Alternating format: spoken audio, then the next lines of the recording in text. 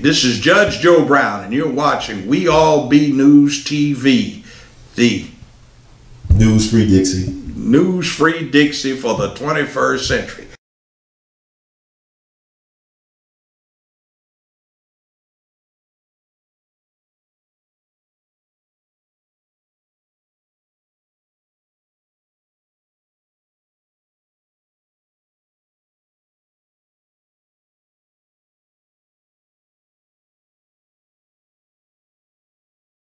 And now we will be hearing from our civilian, Reverend Earle FisHEr.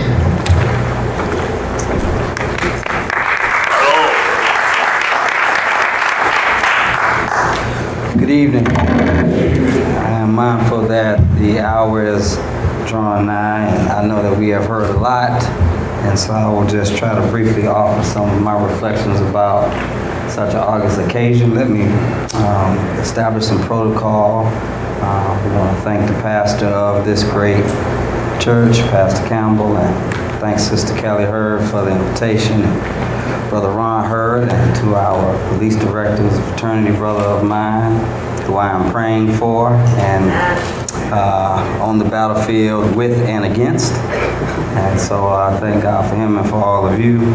I would like to, if possible, if there are any descendants of the family of those who died at Fort Pillow, would you please stand? Any direct descendants?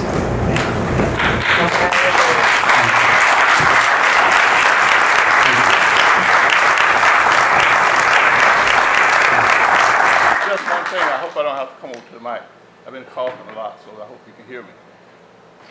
At Fort Pillow, on April the 12th, I am, and my family that stood up, are the descendants of 35 men that were killed at Fort Pillow on April the 12th. My great-grandfather was one of the survivors, and there was, some books said there's 262 there, but 58 was killed, or not killed, and 202 was killed. I'm looking that up, and we're working on that. I'm working with the person that wrote the book, River Run Red, and we're working to try to get all of the names of the soldiers that were there, that was my ancestors. So right now, I'm up about, I need 30 some more names. It's hard because of the slavery part of it, that if you was a slave, you could be sold 10 times before you was 20 years old. See, so you had a different name. So what I'm doing is we're working from the known to the unknown. And the unknown is we're trying to find out, like he was talking about the money that was paid, we're trying to find out who received the money from those 200 and some soldiers that was killed there. And once I get that, then I can go and tie that to the name of the family member. Because, like I say, you may be Jones as a baby, but by the time you're 10 years old, you're Smith, and by the time you're 15 years old, you're Johnson, see? So they let them enlist, and if you couldn't spell your name, or the person that was enlisting you couldn't spell your name, you're gonna notice on that there was a whole bunch of people that had the same last name. And the reason they had the same last name, they found out that they could go to the person that was signing them up. If he could spell a name, they used that name, and they didn't use their real name because he couldn't spell it. So I'm working on that, and once I find out, I'll get with some of the others and help them out. But those are my family, and me, my nephew. Would you stand up, please? I want to say something about this right quick. My nephew and I are the 785 years of active military service from our ancestors down. That's my nephew, and we have 61 years of active military service.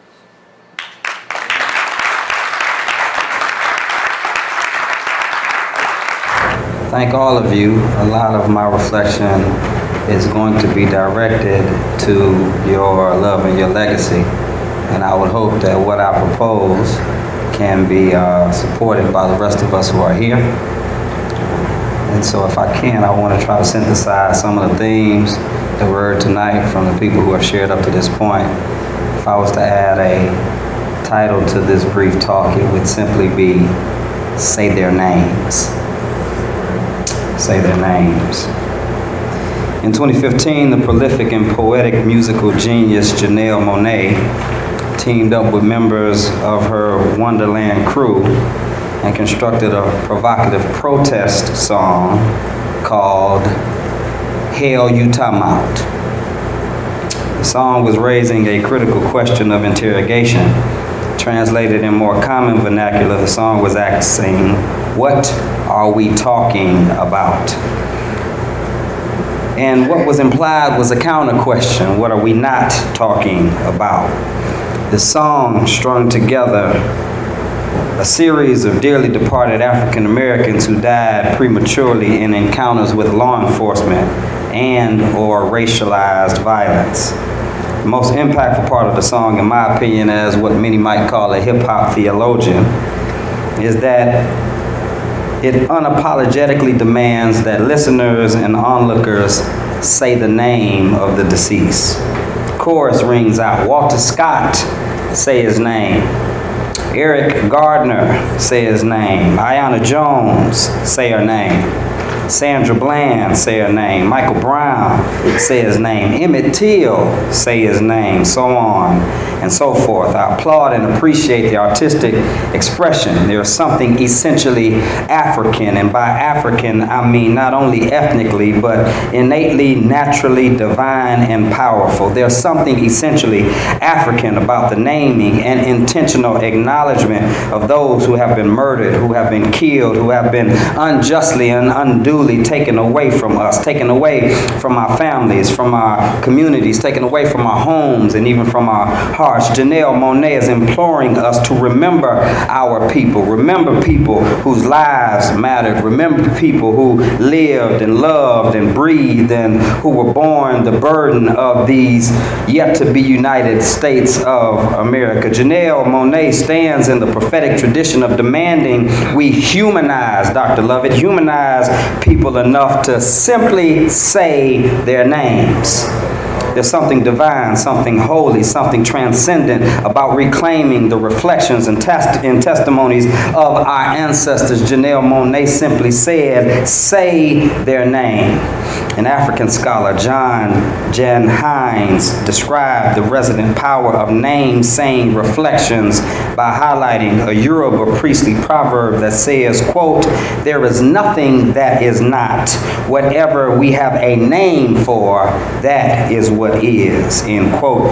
Jan Hines goes on to suggest, quote, the proverb signifies that the naming, the enunciation produces what something means. Naming is an incantation, a creative act, end quote. And this is what we are called to do for our ancestors, brothers and sisters. We are called to perform a divine and a inspirational incantation that resists and refuses to allow white supremacist pseudo-history and alternative facts to have the last say about us and our ancestors.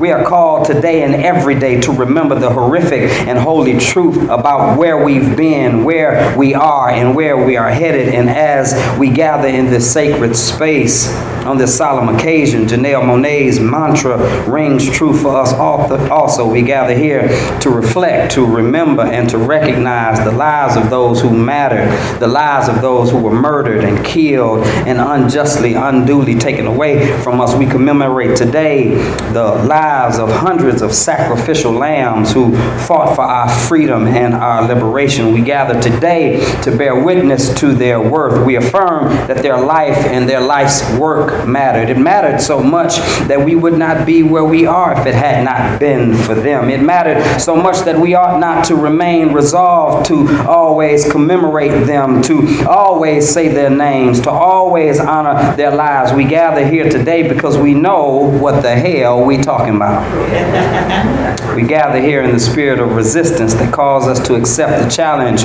of always telling the story of not just the successes of our people, but also the struggles of our people. I remember Memphis' own Maxine Smith, former president of the Memphis SCLC and executive director of the Memphis branch of the NAACP. She offered a similar challenge. Maxine Smith offered what I believe to be, at least to my estimation, the first public concession and confession that I've heard from her generation. It was 2008 at the 40th commemoration of the assassination of Martin Luther King Jr. and a white brother inquired, why have we not collectively made more progress in the last several decades regarding race relations? And her reply, Brother Director, caught me off guard. Ms. Smith said, quote, some of it is my generation's fault.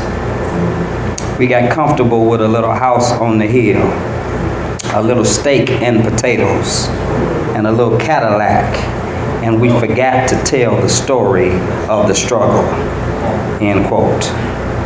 Whenever we don't tell the story of the struggle, brothers and sisters, whenever we don't say the names of our people, whenever we don't recognize that for white supremacy there are no rules of engagement other than oppression, and guerrilla warfare is always their linchpin. Whenever we forget that, when white supremacy writes our histories for us, they write our names and noble actions out of it. Whenever we don't tell the story, whenever we don't say our ancestors' names, we are doomed to repeat the same struggles of the past. Maxine Smith and Janelle Monáe both challenge us to tell the story, to say the names of our people, to go and find the names so we can say the names of our people. It's a similar challenge to the challenge that the Revelator John coined for his fellow followers of the way, those early Christians. John was on the island of Patmos, that political prison for those who revolted against Rome. John, Brother Director, would have probably been on the Roman blacklist. John was on the Isle of Patmos. It was the Guantanamo Bay of antiquity. John was attempting to send words of inspiration and liberation to his fellow soldiers in the struggle. He had to use code language to sneak his script past the unjust guards. And in the 12th chapter of his Revelation, around the 11th and the 12th verses, John began to metaphorically describe a time of victory for the oppressed, a time of liberation for those held captive. He said the enemy, the devil, and the Satan, and all of its imps who were representative of the unjust governmental order had been hurled down to earth, and a loud voice in heaven said, now has come the salvation and the power and the kingdom of God and the authority of our Messiah. For the accuser of the brothers and sisters who accuses them before our God day and night has been hurled down. And the next verse is the centerpiece of the hope and the challenge. John says they triumphed over the enemy. They triumphed over the unjust order. Watch it. By the blood of the Lamb, by the sacrifice of those who had given their lives for the righteous cause. But not only that, brothers and sisters, as I draw to my conclusion, they triumphed not only by the blood of the Lamb, but John said it was by the word of their testimony. They triumphed because they had lived a life of liberation and they knew what the hell they were talking about. They triumphed because they didn't let anybody take their story away from them. They told the story of the success and the struggle. They overcame because when they lost someone, they remembered to say their name.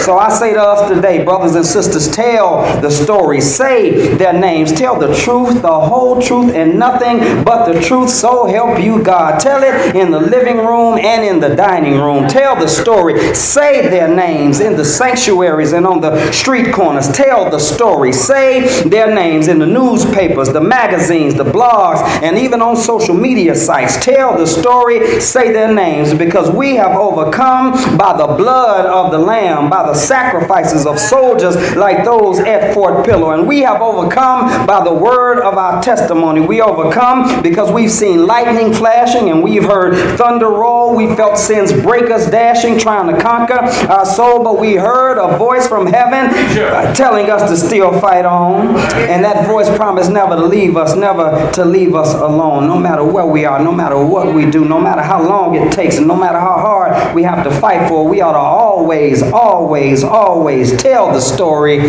say their names, because we know what the hell we talking about.